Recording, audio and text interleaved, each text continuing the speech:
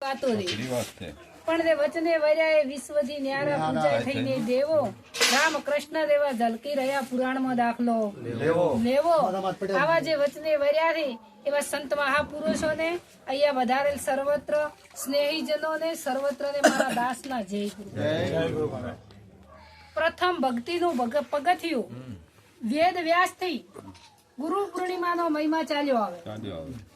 ગુરુ પૂર્ણિમાનો મહિમા એવો છે કે જેને ગુરુ ચરણે રામ કૃષ્ણ ને આદિ ગુરુ ભાવે બધું મૂકી ગુરુ ચરણમાં જાવે। ગુરુ વિના તને કોણ છોડાવે? આ જીવ જેમ જેમ ઉદ્યમ કરે છૂટવાનો તેમ તેમ બમણો બંધાય। આપ બળે છૂટે નહીં છોડાવે સદગુરુ રાય। જેના જીવનની અંદર પ્રથમ તો ગુરુ નથી એનું જીવન અધૂરું છે।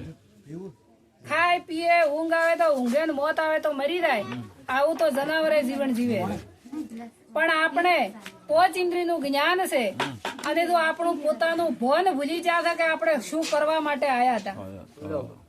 સંત મહાપુરુષોએ કીધું કે દયા ધર્મ કા મૂળ અને પાપ મૂળ અભિમાન। જગ જગ તુલસી કહે જ્યાં સુધી દેહમાં હોય પ્રાણ ત્યાં સુધી દયા ન છોડીએ। અગલે પગલે જુઠ્ઠું બોલવું તો મહાન પાપ છે, જૂઠ સમાન કોઈ પાપ નથી।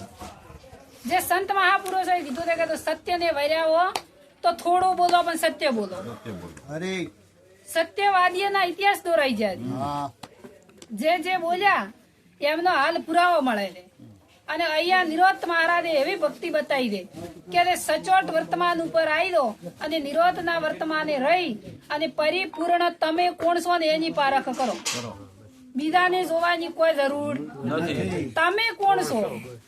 આ પોચ તત્વના પૂતળાની અંદર કીધું છે કે જીવ ઈશ્વર માયાના ભેદથી ને ભૂલ્યો પોતાનું ભોન। પોતે કોણ છે ને એની ખબર નથી। આ મનુષ્ય અવતાર મળ્યો છે પણ જેમ દારૂડિયો દારૂના નશામાં ફરે એમ હારે બે ભોન ફરે, એને કોઈ ખબર જ નથી કે અમે કોણ થઈ, કે શું કરવા માટે આયા, શું કરી રહ્યા હતા। આ અંત સમય કીધું કે ચીઠી ફાટશે, અંતની વેળા થશે દાવાની, લોકો પોક મુકતા આવશે, ઘડી ખીચડી ખાશે તન ચમચી પોણી નથી પાવાની। સવારથની દુનિયા તો હાડખર લઈને હાલતી થવાની, સવારથની દુનિયા તો ઘડીકમાં ભૂલી જવાની। એકનો એક છોકરો હોય ને મરી જાય ને તો 4 મહિને બધું ભૂલી જાય, કોઈ કોઈનું નથી। તો તમારા માટે તમે શું કર્યું? ધન દોલત ગાડી લાડી બંગલા, પ્રથમ મનુષ્ય અવતાર મળે તો પોતપોતાના કર્મના આધીન બધું મળી ગયું। ધન ગાડી લાડી બંગલા બધું પોતપોતાના કર્મમાં હતું મળી ગયું, પણ સતત આ મનુષ્ય દેહ માત્ર માગવાનું મિલતો નથી। ચમ કે કરે તો કીધું હમણાં બેની વાણીમાં કે પથ્થર પહેરી પૂજા કરીને માગે ઘણી, એક 20 રૂપિયાનો નારિયેળ સડાવે ને 1.25 લાખની મોનતા લાવે, બોલે ગોડું હોય એટલે તમે નાલે તમારું એનું પેલું ન કરે। પણ આપણે આવી અંધશ્રદ્ધાઓથી મુક્ત છા નથી, અને ગુરુનો મહિમા શું છે એ આપણે ગણ્યો નથી।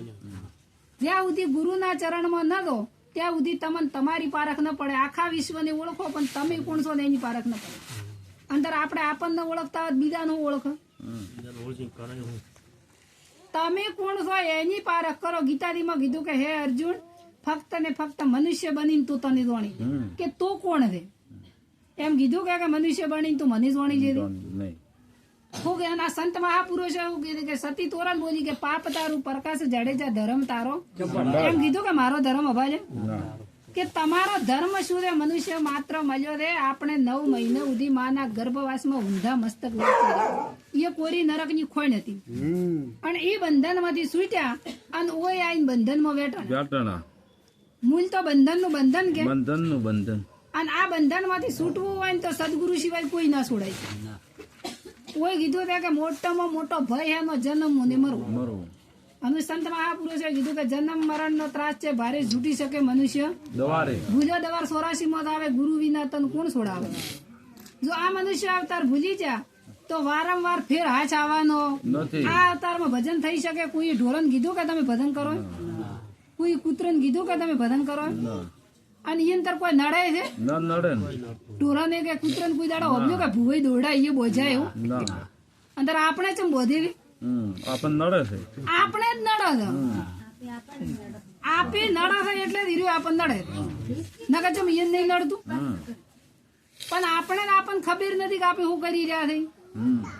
અને કોઈ કીધું કે રાધા હોય કે રંગ હોય પણ કરમ કોઈ છોડવાનું અને કરમ સિવાય કોઈ નડવાનું ખોટું કરો એ આપણને ખબર નથી અને ખોટું કરી ભોગવવું ના પડે સત્તા જોઈ ના સત્તા તો ખોટું કરો તો એનું કર્મ છોડે અને છતાં આપણે જેટલી બધી બાઉજી કરે કે અમે તો મન ખાવતા નો અવતાર આવે એટલે અમારા જેવું તો કોઈ છે જ પણ આ નોણી ગોમ આપણે નતા તોય હતું આપણે સતોય છે અને આપણે નેવતોય હશે આગળના કેટલાય ડુહાઓમાંથી જતા રહ્યા આ તો રોમ કૃષ્ણ હાલ્યા તો આ સંસાર તો હાલી અને આપણે કે અમે નવ તમારા ઘરમાં તો જેટલો ગોટાળો વળે આપણે નવ તો આ તો હેડ્યું જ જાય આપણે દાવો બોજો છે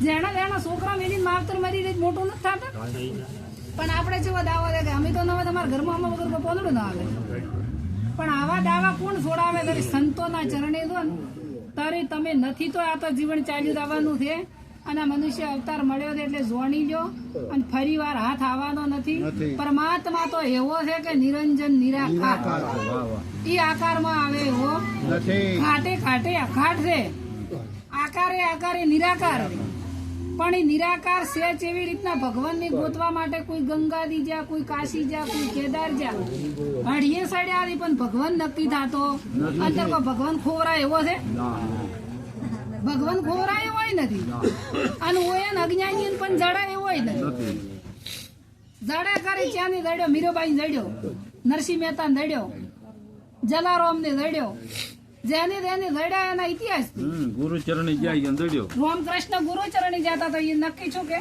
કોઈથી રણુદા બધે 200 ફૂટ જાવું છે ધધા લઈને પણ કોઈ રોમાપીરી કર્યું એવું કરવું છે રોમાપીર ગુરુચરણી જતા નીચિયા ધર્મ અપનાવ્યો અને પાછો કીધું કે નીચિયા ધર્મ તો આદુ નો મેળો પાખંડી પંથડા તો અબરે હુઆ ઈ રોમાપીરી ધર્મ અપનાવ્યો તો નીચ ધર્મ કે તો પોતાનો ધર્મ આપણે પોતાનો ધર્મ હોય ગણતા નથી અને ઓઈથી ઠેઠ 200 કિલોમીટર સુધી ઠેઠ રણોદા આવું છે ધધા લઈને લોબુ થવું છે એ જ્યાંથી હું કોઈ રોમાપીર મળે એવા ને આવા હવામાનમાં દૂધો તો કેટલું નુકસાનકારણ બને છે પણ માત્ર જાગૃત થઈ અને રોમાપીરે દાવાની જરૂર નથી તમે પોતે તો રોમાપીર બની ગયો સંતે કીધું કે પશુ કી પનિયા બને નરકા ના હોય કોઈ નર તો એસી કરણી કરે તો નરમાંથી નારાયણ નારાયણ થવરાય પોતે ભગવાન થવરાય પણ એવી કરણી કરો તો પણ આ કોઈને આવી કરણી નથી કરવી અને દૂઠું દૂઠું ખાલી અગરબત્તી જીવા કરીને ફોલાઈ બધું લેવો રોજ માગવું કે એ અમને આને કોઈ ગોડ્યો એટલે હા પણ આપણે જાગૃત છે નથી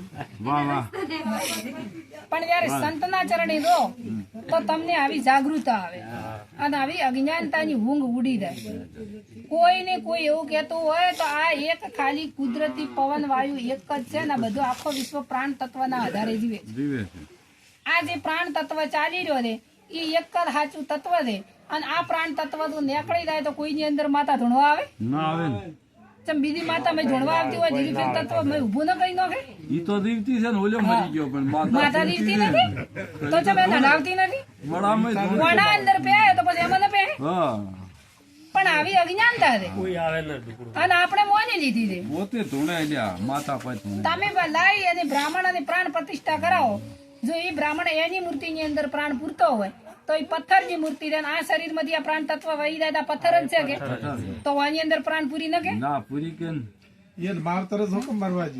કોઈ તો હગાવાળું હોય તો કોઈ મરવા છે પણ આવી કોઈની તાકાત નથી પણ આ પાખંડ ઉભું કરી અને આ ભ્રતિઓમાં ભૂલા પાડી અને આવા જિજ્ઞાસુ જીવોને બચારાને ફસાઈ નો છે કેમ કે ઓયન તો ખબર નથી ખબર તો વધડો તો હું કરે ભીટકાઈ કે પણ જેની ગુરુના ચરણે જ્યાં તો આ કુટુંબને આ પરિવારને તો લાખો વાર ધન્યવાદ આલું છું કારણ કે મારા ભક્તિનો સહારો બની અને મને તરવાનું નાવ મળ્યું પ્રથમ પહેલા તો ભક્તિ મારા ધનાવાળા ભક્ત મંડળને વંદન કરું છું અને મારા માતા પિતાને કોટી વાર વંદન કરું છું કે એમને મને મનુષ્યનો અવતાર આપ્યો આ અવસર મને મળ્યો અને એ કારણથી આવા સંતોનો મને સહારો મળ્યો કીધું કે ભાઈ સાધુ પુરુષનો સંગ ભાઈ મને